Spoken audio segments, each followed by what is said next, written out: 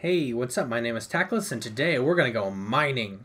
So this has been a tutorial that a couple people have requested from me that I included into my Tutorials of Excellence World not all that long ago. Pretty much I made a big set of mine shaft tunnels and then had ore, and you could go mining in them. Pretty much you just break the ore down by attacking it with a special pickaxe. You pick up the ore and it displays it down there in the bottom. So that's the idea of it. I also have a complex crafting smelting system, which I'm not going to go into this tutorial. But if you're interested in seeing that, leave a comment below, and I may do it. I won't go over it for now. I have a lot of other tutorials that I want to do first. But pretty much we're going to be looking at how to make an ore that, when you break it, creates a random number of drops. Now, I like things that drop lots and lots and lots. It's just pretty. So I'll be showing you how to make them that drop lots, but it's easy to make it only drop a couple. So let's get into it. So I'm going to be using models from the blacksmith pack, which is this cool looking Kodai thing, but you can use a normal rock if you want.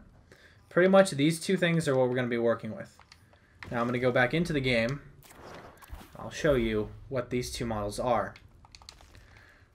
This model, this little rock right here, the red one, that's glowing, that's the actual pickup. When I touch it, I get iron +1. This rock is the ore, and it will drop iron. Now, you can break it with a sword, because really you're only killing the rock. You're not doing anything special with mining. So I'm going to break it, and with my little puny sword, it's going to take me a long time.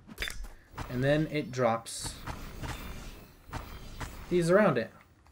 So that's pretty much the actual what we're going to be looking at here. You can go make your own tunnels and lots of different types of ores. So let me get a alright. So I'm going to delete these as per my normal usual way. I'm going to pull in a new Kodai model, and for the sake of simplicity, I'm not going to recolor it. And the ore that it's going to be dropping, I'm actually using a model from the Arctic pack, a rock. I think it looks pretty awesome, and because they happen to be the same color, I'm not going to recolor it either. That being said, you can use any models you want. They don't have to be these models. These are just ones I like to use because they're pretty. And I would recommend recoloring them because default's all cool and all, but the more you recolor, the more it looks like you put effort into it. So first we're going to go over the properties of this rock. Going to go to properties, combat, health and defenses, and you want to set the health at how many hits it takes to break this. So if you want it to be the kind of thing where you can break it in one hit and you get a drop, you want to set the health pretty low. I'm going to set it at 40. You also want to destroy, or put destroy on death is off and invulnerable is off. That way you can kill it, but it won't be destroyed when you kill it. First, we're going to make a sound effect because sound effects are awesome. Let's see, combat events, my bad. When hit by attack, do play sound. You could also do an effect, I guess, if you really felt like it, but that'd be a little odd. And I'm going to use the good old Kodai hit, which you may not have this, so find an effect that works or just ignore this. But let's see, we're going to make it overlapping. Then, when is dead, we're going to create a randomized variable, and this randomized variable is going to be how many items it creates. So once we're going to create a new numeric variable, and I'm going to call it, let's see, random equals, and we're going to go to math random number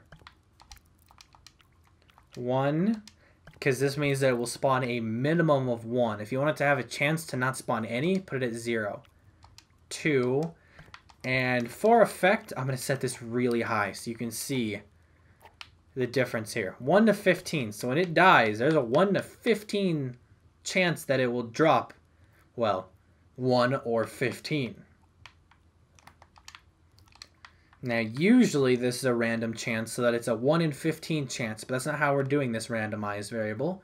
Instead, oh, hang on, I forgot to throw in as integer. That's important. Instead, this random will be how long it lasts. So, for the duration of random in frames, this is important. Do, and then we'll come back to this. This is going to be where we create it. Now, we also want countdown timer, random, in frames, do, destroy. This way the stone is actually gone, but only after it spawned our items. Now we can't make it we can't destroy it and then have it spawn our items, so there's going to be a 1 to 15 frame delay between us killing it and it actually disappearing. But considering that it's dropping loot all over the place, I think it's acceptable. Now we're going to go into our ore. Now I'm going to assume that you want to have it display text. Not a problem.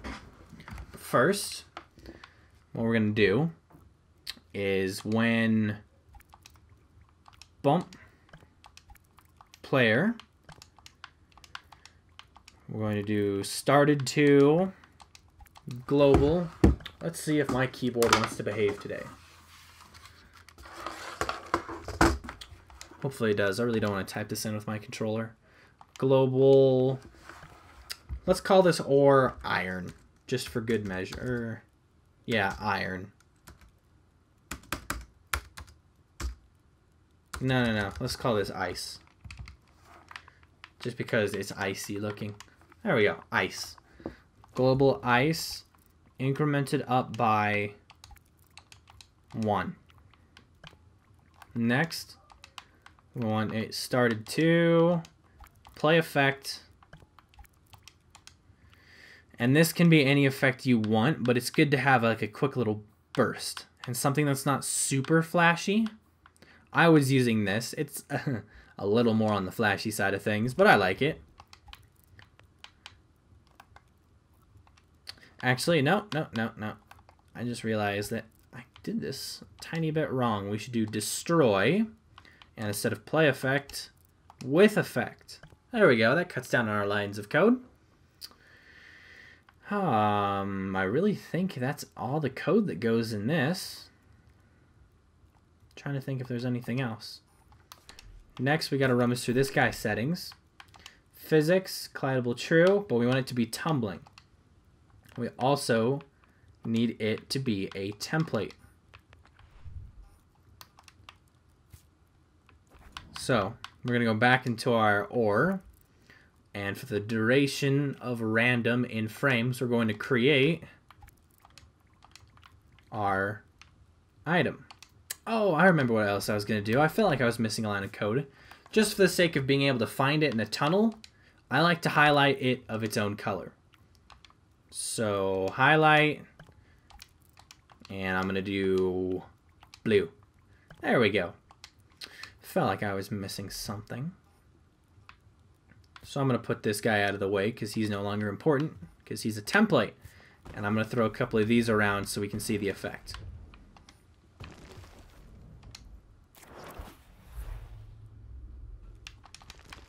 So, I'm going to pull out my good sword, go to town on him. Come on. Takes a few hits. It's not a bad idea to make your pickaxe. Oh, there we go. See, it dropped a few items. And I have to touch them to pick them up. Come to think of it, it actually wouldn't be a bad idea to make them more like the... Oh, it looks like that only dropped 1. I got it. And for quickness, I'm just going to shoot this one down. That one dropped 4. It wouldn't be a bad idea to make these like the coin and have a short detect radius instead of a bump radius. So to do that, we'll go into the properties, brain, sensors, show detect true. Grab this detection radius. Oh, here we go. Here's the handle. I feel like the handle should be by the chain, but maybe that's just me. Shrink this so it's nice and tight. Like really, really, really tight. Like that. So pretty much it's a bump plus a little bit. So now we're going to do detect player. There we go. And lastly, let's grab a logic cube because I like to put these kind of brains separate. LL. Here we go. Grab a logic cube, throw it down. This will be displaying. So we don't want it to display all the time because that'd be pointless. So we're going to do when ice greater than or equal to 1. Then parents display new text that says ice. Come on, work with me here. Ice. We'll see. Yep, there we go. With a space. And then we'll go plus. And then global ice. Then we want this screen position. I'm going to throw it bottom left. And put the color to blue because it's a bluey thing. And the font size to large. This way, it only displays how much ice you have when you have ice. If you sell or get rid of your ice or haven't gotten any ice yet, you don't get to display any. So, looks like that only spawned us 1. I really kind of want one of these to spawn us 15. Oh, there was a lot more. Now, because I have that charge bar there, it kind of obscures my display. But you can see that it is displaying ice there at the bottom. And I currently have 8. Oh, he's trying to kill my quest. Hey, stop trying to kill my quest givers. Now, just because of Project Spark logic, it will always try to create those objects above ground. So don't be afraid to kind of stick those rocks half in the ground, because usually it will create the drops above ground. So that's the basic of the mining.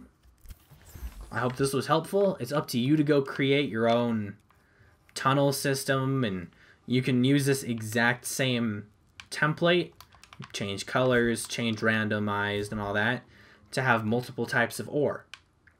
And if you guys really want me to, I'll create a tutorial on my furnace and crafting table, but I'll say right up front, they're kind of crudely made.